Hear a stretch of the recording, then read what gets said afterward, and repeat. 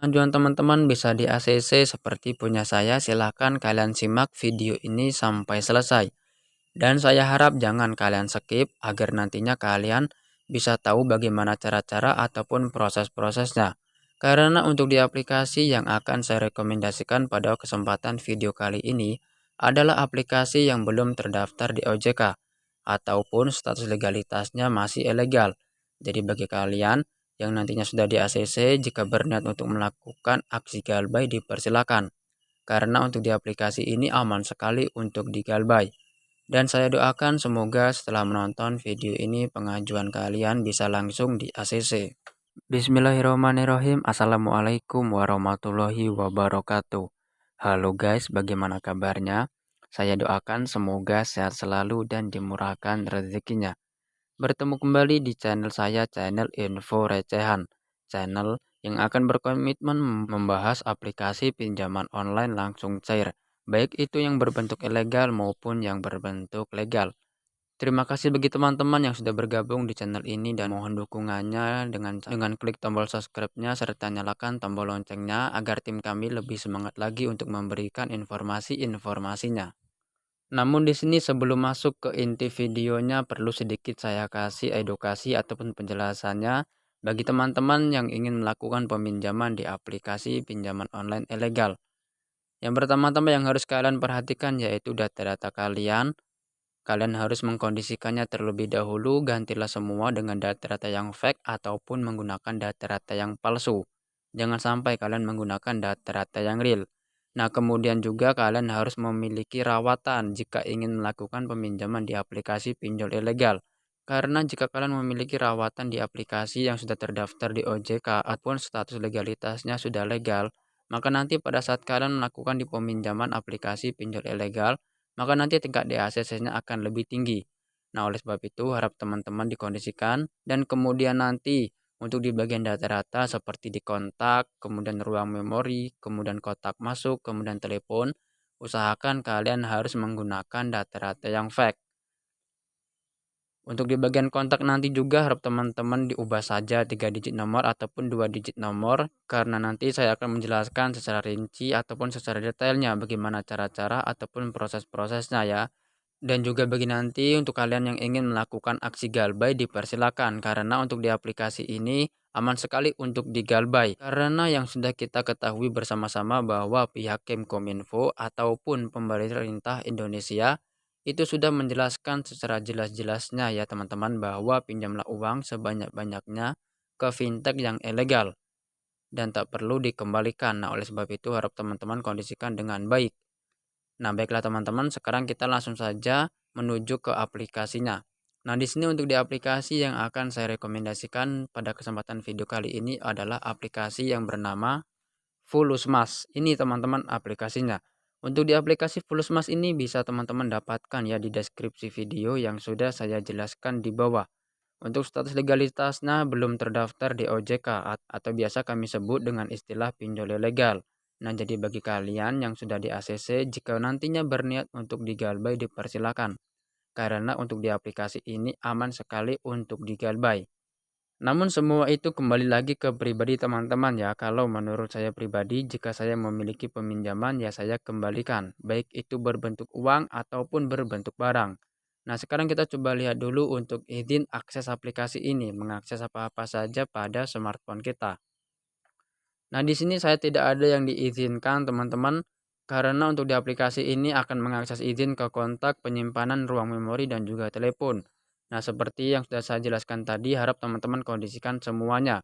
Untuk di bagian penyimpanan nanti, karena di aplikasi ini mengakses ke ruang memori, jadi harap diamankan jika nantinya terdapat foto-foto pribadi ataupun foto-foto keluarga kalian. Untuk cara-cara mudahnya, teman-teman bisa salin ataupun kalian pindahkan ke ruang memori ataupun di kartu SD kalian, kemudian kalian copot dan kemudian kalian bersihkan. Dan kemudian kalian bisa download di Google bentuk banyak foto, kemudian kalian tempel di album ataupun di galeri kalian. Nah, untuk di bagian telepon nanti juga harap teman-teman buatlah riwayat panggilan palsu sebanyak-banyak mungkin ya. Karena cara-cara tersebut itu dilakukan teman-teman untuk mengantisipasi agar nantinya tidak terjadi penyebaran data ataupun teror yang dilakukan oleh pihak aplikasi ini. Baiklah teman-teman, sekarang kita langsung saja membuka aplikasinya. Dan di sini saya akan menjelaskan secara rinci bagaimana cara-cara dan proses-proses pengajuannya. Nah, jadi seperti ini teman-teman ya untuk tampilan dari aplikasi Volusmas.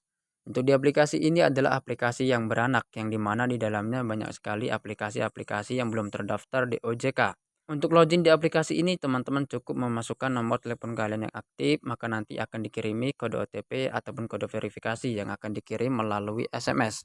Nah, di sini teman-teman sedikit saya kasih penjelasan. Ingat, jangan sampai terkecoh dengan tampilan yang diberikan oleh pihak aplikasi ini. Karena biasanya setelah nanti kalian di ACC, kalian hanya mendapatkan jumlah pinjaman sebesar Rp600.000 dan juga tenor hanya diberikan selama 7 hari. Oleh sebab itu harap teman-teman berhati-hati. Nah, di sini teman-teman untuk bisa melihat informasi berikutnya, kalian bisa klik saja tes limit. Nah, maka di sini teman-teman ada beberapa informasi ya yang harus kita selesaikan.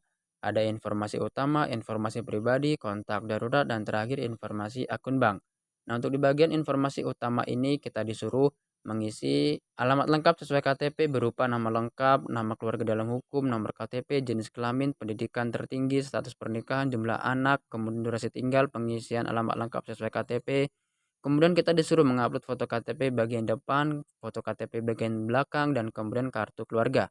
Nah, jadi harap teman-teman kondisikan saja dengan baik dan uploadlah dengan benar, jangan sampai pencahayaan mengganggu foto KTP kalian. Untuk di bagian nama lengkap, kemudian nomor KTP, serta nama keluarga dalam hukum, teman-teman kondisikan saja dengan yang di KTP dan harap diisi dengan benar, dengan jelas, jangan sampai salah.